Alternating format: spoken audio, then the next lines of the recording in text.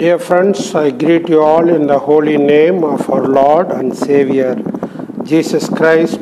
I praise God that I could meet you again through this Facebook live video.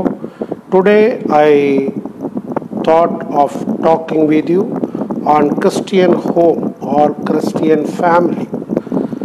Today, this is very important and vital topic in Christian life, because in Christian community there have been many families being broken and there has not been a good understanding among many couples. So today this is the needed area where we have to focus, and Bible is giving sufficient emphasis on the Christian family so that the Christian life will be a witness, so that many people will come to accept Jesus Christ as their personal Savior. So dear friends, I am so happy that I could see you, and I greet you all happily in the name of Jesus. Thank you for joining with me in this class. I trust the Lord will certainly bless you as you listen to God's word and the contemporary situations, so that we can glorify God in all possible ways. So let us go into lesson now. Christian family or Christian home. This is Paul Prabhaharan who is teaching from God's word. I am God's servant, your brother, and let us take time to consider the areas where we have to correct our lives and commit our lives for the Lord's glory. When we think about Christian family, then we need to find what is the God's plan about a family. How family came into existence, or how family was created. What is family? Family is a group of people living together in a specified roles, having relationship with one another. It's a group of people in specified roles like husband, wife, children, father, mother, children. When we go away from the individual unit and go to joint family, then you have father-in-law, mother-in-law, maybe sometimes brother-in-law, sister-in-law, and their families like that. We have a group of people living together in a specified roles, having relationship with one another. It is a relationship by which people are bonded together as a group of people. It is the way God created the family. There is another example or another definition: individuals working together to accomplish more than they could do alone. An individual cannot do everything, but as a team you can accomplish more. So the family is a people or a group of individuals or a team of individuals working together to accomplish more. Simplest analogy is individual skills but united effort. So everyone is skilled differently and uniquely, but we all put our talents together as united effort. So that is what a Christian family or a family. Okay? So what is family? It is the first institution in God's creation. Dear friends, before church came into being, before Jewish community or synagogue came into being, or tabernacle came into being, God's first institution in this world is creation of family. That was Adam and Eve. They were the first family, that first couple that God created. So this was God's first institution upon the earth. It is the basic unit of society or country or globe at large. So it is basic unit of society. Any society is made of families. So a village is made of certain families, maybe about 100 or 200 families. Whereas when you go to little broader unit like a town, then you see somewhere about 2,000 or 3,000, sometimes 5,000 families.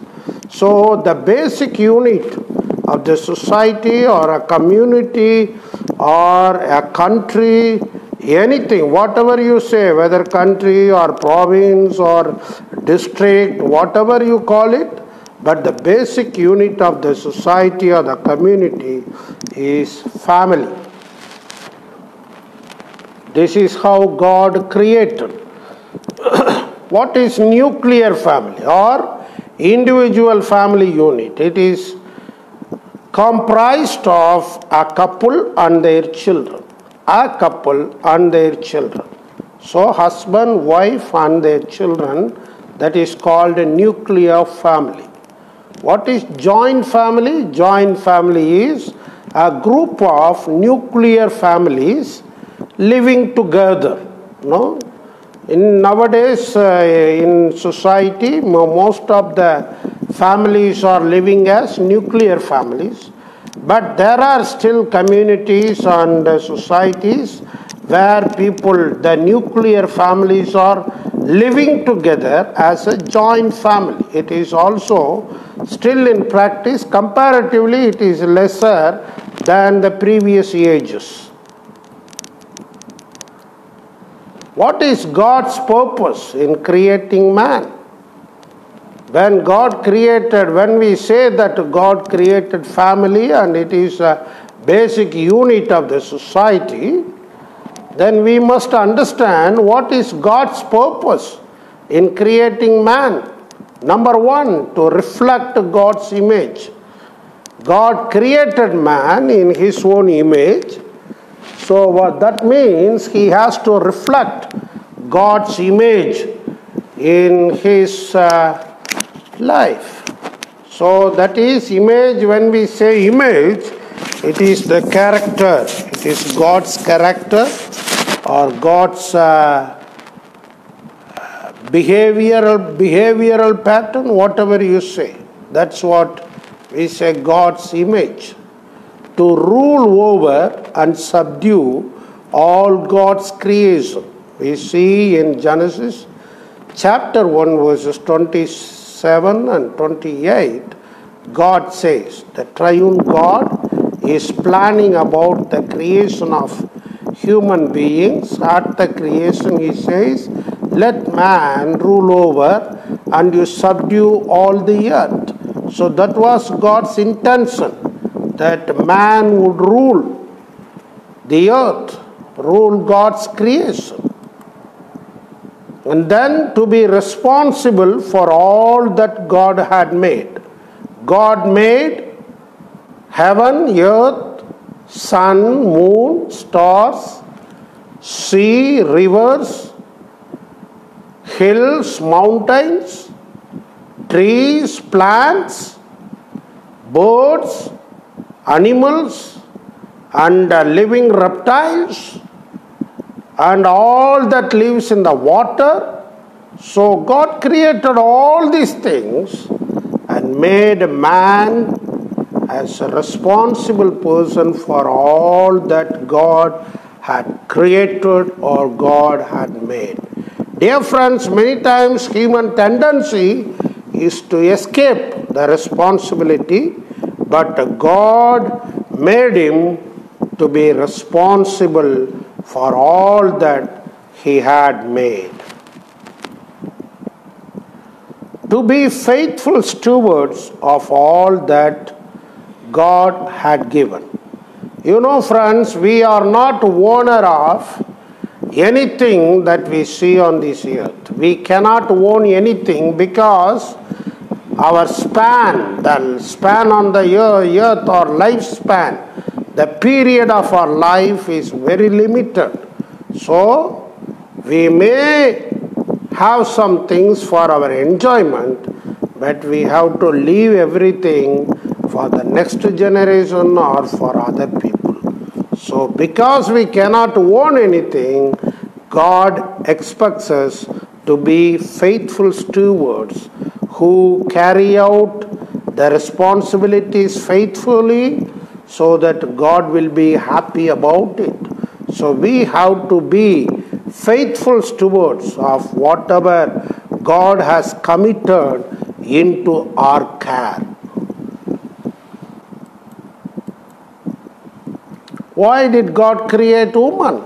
If man was created for all these things, what is the purpose of God in creating woman? So whatever God wanted man to do, and God wanted woman to stand by him, to give a helper or companion for man. Man was helpless. Man did not have any partner, suitable partner. So God thought he needs a helper, otherwise he is helpless, pathetic being. So for man, he needed a helper, so God gave woman as a helper or companion for man. So otherwise the life would be boring for man. So God gave woman as a companion. Then number 2, to give love and to receive love. Woman has to give her love to her husband, and man or husband has to give the love back to his wife so that she would receive the love. So woman was created to give love and to receive love.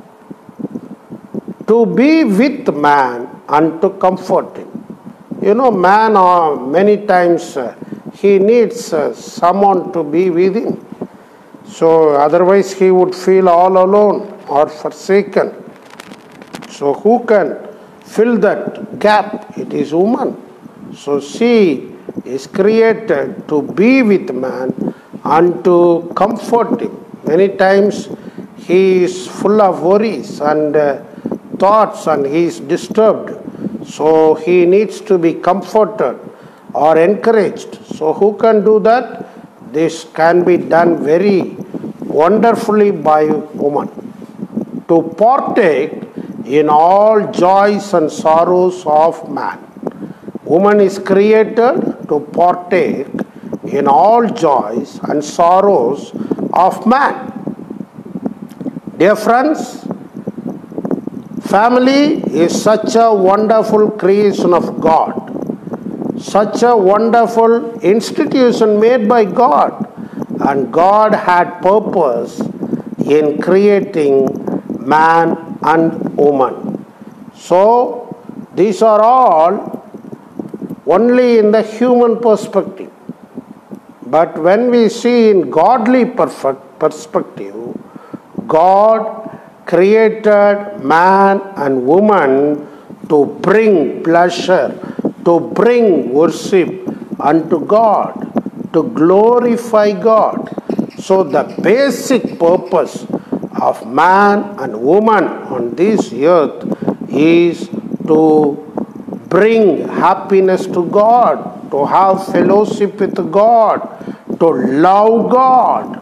So that is the basic intention of God. Not only that, so that man and woman would fulfill whatever God wanted human beings to do. So man and woman has to unitedly fulfill the purpose of God. So That is the basic purpose or basic intention of God creating man and woman. It is not just to give company to one another, to comfort one another, to love one another. It is all okay, but together man and woman has to please God, has to glorify God, have to uplift God's name in whatever they do. Then we are seeing what is the next thing. That is, why did God create woman from the rib of a man? So you can turn the creation little bit like this. You can twist it, you can think in your, twist your thinking like this. How? Why didn't God create woman first from mud, from soil? And then why didn't God create man from the rib of woman? So it is something, it may look rebellious, but we need to think, why did God do? So God's ultimate purpose is that God, when He created human beings, He created them male and female, and God created man first out of soil so that he would reflect God's image and God's wisdom and God's discernment and God's power. But then God created woman so that in God's creation, the aspect of love, the aspect of compassion, the aspect of smooth nature will be revealed through woman. So God created man and woman only when a man and woman are united together, then the wholeness of the image of God is seen. Otherwise, you see only half the image of God. If some men think that I am special, no, you are only half the image of God. If some woman thinks I am better than my husband, you may think, but you are not fully in the image of God unless your husband or a male partner is with you. So, why did God create a woman from the rib of a man? It is because God wanted woman to be equal with man. Women are not inferior than men. Women are not superior than men. So, neither superior nor inferior, but they are equal with one another. So, God in His creation itself, He intended equality.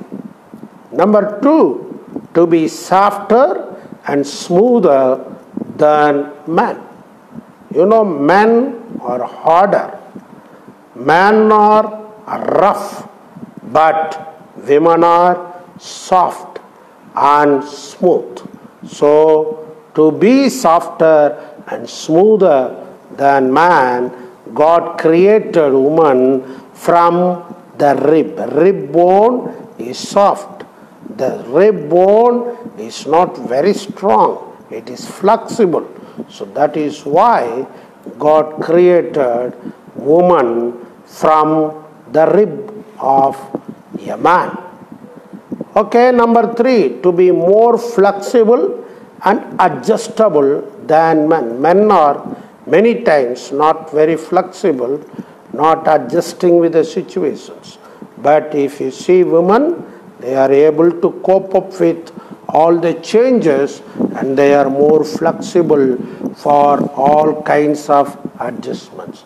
So that is why God created woman from the rib of a man. Okay, then we will see why we consider about God's plan about family, or why do we think about Christian home. because we need to realize, or we need to be aware that there is an agenda of Church of Satan. What is the agenda of the Church of Satan? The members of the Church of Satan are earnestly fasting and praying to break the Christian homes. Agenda of Church of Satan, or their focus. What is their focus? What is their important intention or purpose? They want to break the homes of Christian homes. For that reason, they earnestly fast and pray. Dear friends, we have to be very, very careful. They don't want Christian homes to go smoothly. They don't want Christian homes to have mutual understanding and relationship. They are fasting and praying. Whether we Christians fast and pray regularly or not, I don't know. Many don't, I think. But, these people who belong to the Church of Satan, they earnestly fast and pray against all the Christian homes, or to break all Christian homes. So if that is the agenda of Church of Satan, how much more should we be alarmed or warned against all the satanic strategies or satanic schemes?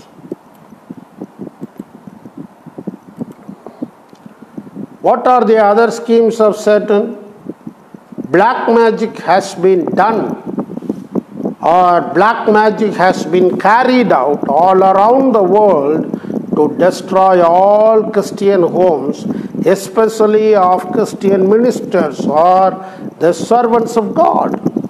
So black magic all over the world, whatever they say, witch or other things, whatever they practice in the spirit world of Satan, they are scheming against all the Christian homes, especially against all servants of God. So we need to pray more, we need to be careful more, we need to apply the word of God in our lives more, so that we will be able to overcome all kinds of oppositions, all kinds of satanic schemes to break the Christian homes.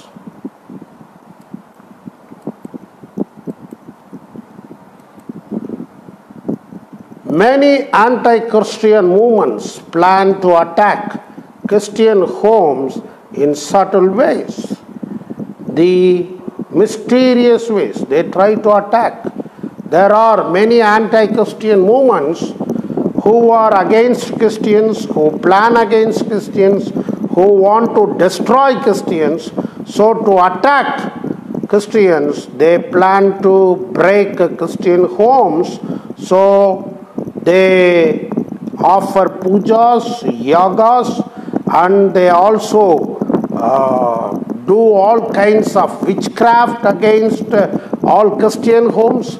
So we need to be very careful. We need to be alert, and we need to rely upon God every day to protect all Christian homes. So we need to be really careful. And let us Christians be very careful and stand against all the satanic schemes. So I want to bring certain scripture references for your benefit. If you want, you can note them down. So where do we see the plan of God about God's family? So the family, how God wanted family to be. So in Genesis chapter 2 verses 18, then second part of 20 until 25. And then we read also Malachi chapter 2 verses 13 to 16. Matthew chapter 19, 1 to 9. And then Mark chapter 10 from 1 till 12. Then we see in 1 Corinthians chapter 6, chapters 5 and 7. Chapters 5 and 7, we read about Christian family. Then we read about Christian family in the letter or epistle of Ephesians, chapter 5, verses 22 to 33. And then chapter 6, verses 1 to 4. Colossians, chapter 3, verses 18 to 21. Then 1 Timothy, chapter 3, verses 4, 5, then 11 to 13. And then Hebrews 13, 4. First chapter 3, 1 to 7. All these scriptures help us. All these scripture references help us to learn about God's intention about Christian families, or even in generally we can see what is God's plan for families. So you can read. These are all not the complete list of the scripture references. These are only partial list. There are still more, so much in the Bible to teach and discuss about family life. So dear friends, whenever you find time, you can take time to listen to these God's words, read this God's word, and then you can discuss with your family members, or you can also discuss with the co-Christians or Christian brothers and sisters. In Genesis chapter 2:18, then 22:25, God saw that it was not good for man to be alone and planned to make a suitable partner for Adam or for a man. So Adam was still without companion.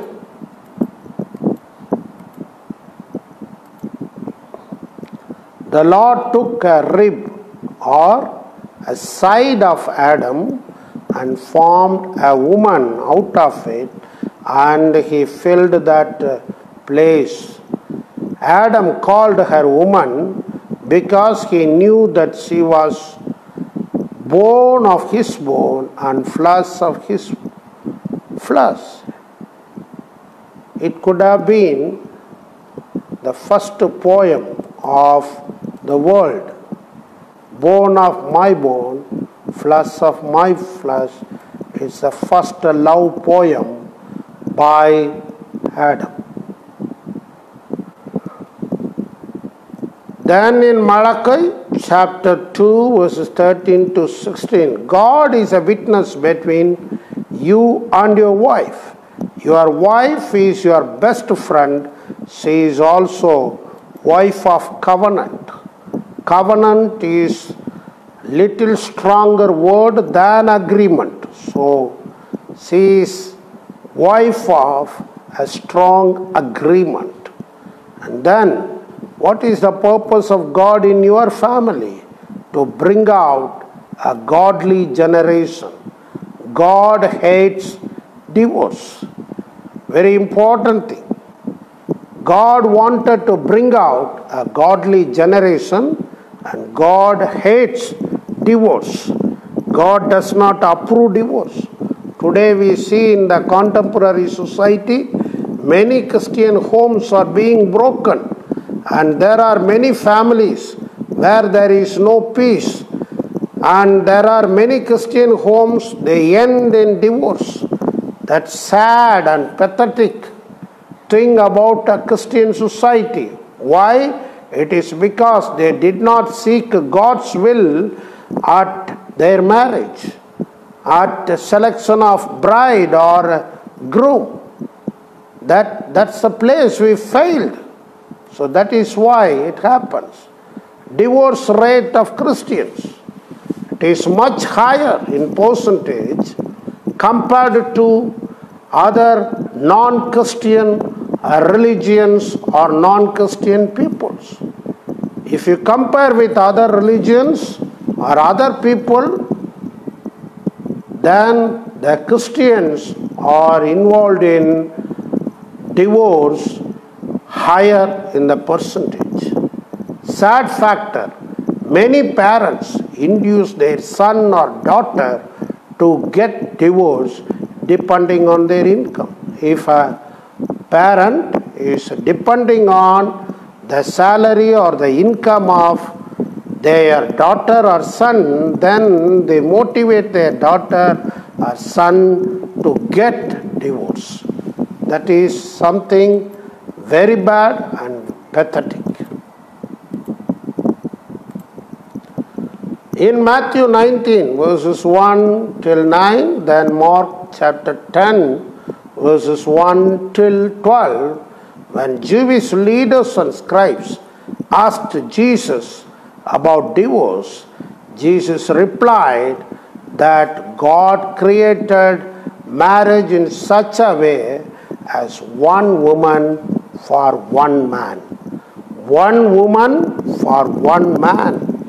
But in the Bible you can read there are many God's selected saints or God's people having been involved in polygamy, but God was not pleased with that.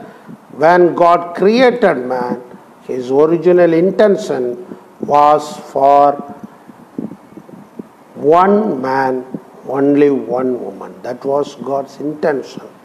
But man, because of his uncontrollable desires or lust, he liked more women and married more women.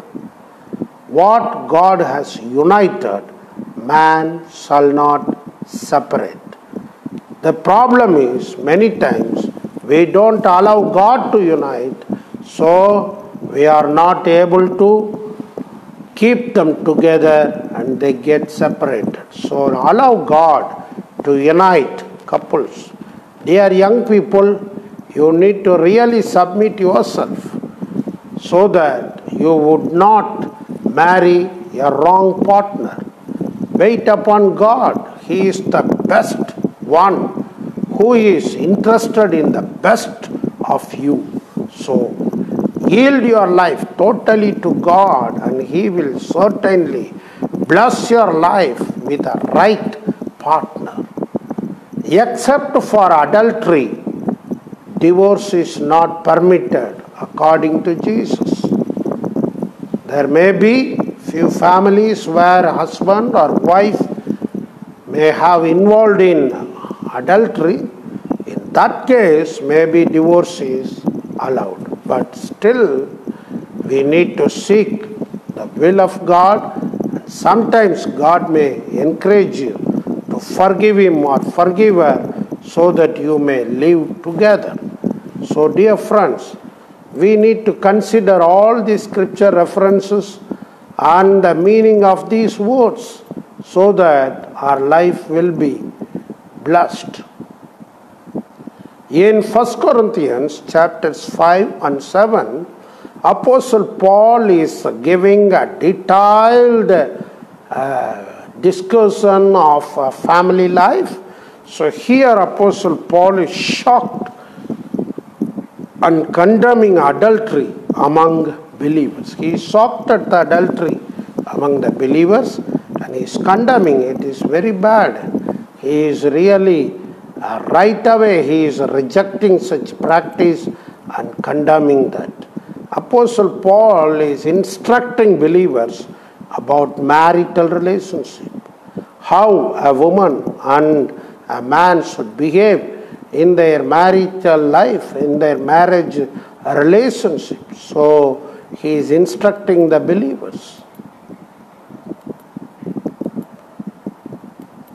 In Ephesians chapter 5 verses 22 to 33 and then 6th chapter verses 1 till 4, then Colossians chapter 3 verses 18 to 21, Apostle Paul instructs the believers about husband and wife's relationship and responsibilities. And then what is the relationship and responsibility? They need to love one another, obey one another, and submit to one another. So you need to take it. Sometimes we think love should be given by the husband, obedience should be exposed by wife, submission should be done by wife. That's not right. God says, love one another in your marital relationship. Obey one another and then submit to one another. That's the way of God according to His word. Then we move on to Ephesians. In the same scripture portion, Apostle Paul is instructing the believers about parents and children's relationship and the responsibilities. What are the responsibilities of parent? What are the responsibility of the children? And what is how the relationship should be? So in everything, the relationship or the mutual or what we can say smooth relationship has been emphasized so much. So dear friends, we need to, if you are a believer, if you really love God, then you have to consider all the scripture that God has given about family life. In 1 Timothy chapter 3 verse 4 and 5, then 11 to 13, all these verses, what is Paul saying? Apostle Paul is listing the expected qualities of an elder and a deacon of a church. If you have to be an elder in the church, or you have to be a deacon or a helper in the church, you need to have certain qualities. And Apostle Paul is listing those qualities. And then he is saying in that qualities, what does he say? He is saying about the qualities of women leaders also in the church. If a man has to be leader or a woman has to be leader, what should be their qualities? What are the characters that should be exhibited by them? So God is very clear in His word about the family life. In 1 Timothy 3, 4, 5 and 11 to 13, there is also another thing we see. He or she should be good in taking care of his family or making his children obedient. So, if a man is becoming a leader, he should be good in taking care of his family and making his children obedient. Likewise, if there is a woman becoming a leader, she should be good in taking care of her family and making her children obedient. So this is very important. Then we move to Hebrews chapter 13 verse 4. Apostle Paul is stating that marriage is holy and the couple's wedding bed should not be corrupted or defiled. Very important. Many times we think marriage is only to have sexual relationship. Yes, it is very important part, but it should be holy. Because God is the head of the couple, the husband and wife. So if God is the head, then the sexual relationship between a husband and a wife within the marriage is really holy. It is sanctified by God, who is head of the couple. So the couple's wedding bed should not be corrupted or defiled. How can a wedding bed or a bed of a husband and wife can be defiled? It is only by having extramarital relationship, either on a husband's side or wife's side. Either husband or wife should never involve in sexual intercourse or sexual relationship with other woman or other man. That's how God wants it to be holy. Because our God is holy God. He instituted the marriage and He wants the marriage to be holy. So let us be very careful to consider what God's word is instructing us. Then we move to 1 Peter chapter 3, verses 1 till 7. Apostle Peter is also clearly instructing the believers about marital relationship and responsibilities, especially with unbelieving partner. Okay?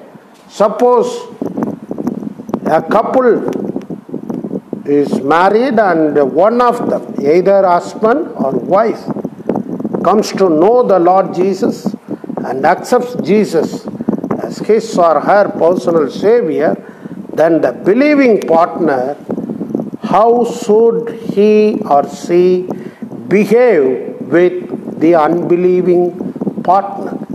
That is what Saint Peter or the Apostle Peter is very clearly instructing the believers.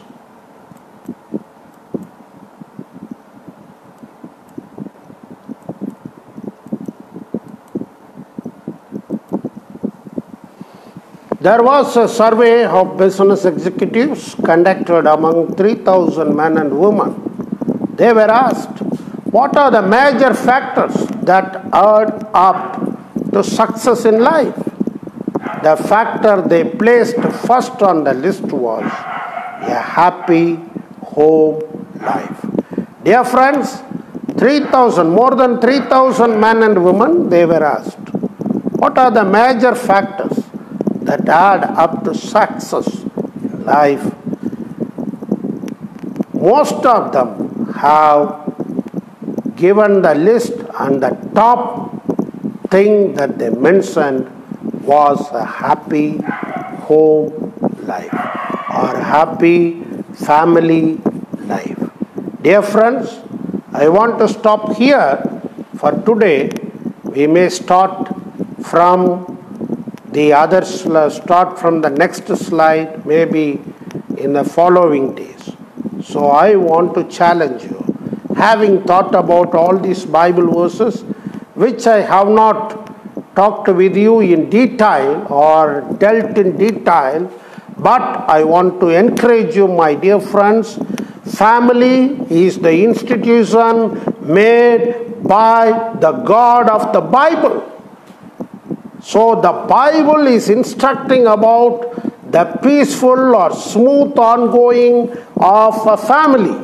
So whether you are a Christian or a non-Christian, no problem. But you can go to Bible and you can refer. You can ask God, who is a living God, to help you in your family issues. Then God can help you to overcome any family problems that you may be going through. God is willing to help you. Can you ask God, Lord, help me to follow your word in my family life? And God is willingly will help you and assist you and even lift you up from any pit that you have fallen. Are you willing to ask God's help? So if you would like, you can join me in prayer. I want to pray for you. Our beloved God, we thank you and praise you for, Lord, helping us in this wonderful time of, Lord, meditating upon your word. Christian home is your primary interest. You are giving number one priority for the home of your people, your children. Lord, even now I pray thee that you help every one of the Christian couple to listen to God's word and straighten their lives according to your word, Father. Help them to honor your word in their lives, Father. Be with them and bless them as they try to listen to your word, as they try to, Lord, hear your word. Lord, you speak to them and you bless them. I thank you for hearing our prayers. We ask all your blessings in all people's home life so that your name will be glorified in their family. I ask all these things in the holy name of our Lord and Savior, Jesus Christ. Amen. Amen. Bye for now. God bless you. And God willing, in the following few days, we will continue to think about the Christian home from the Word of God. Okay, bye for now. God bless you.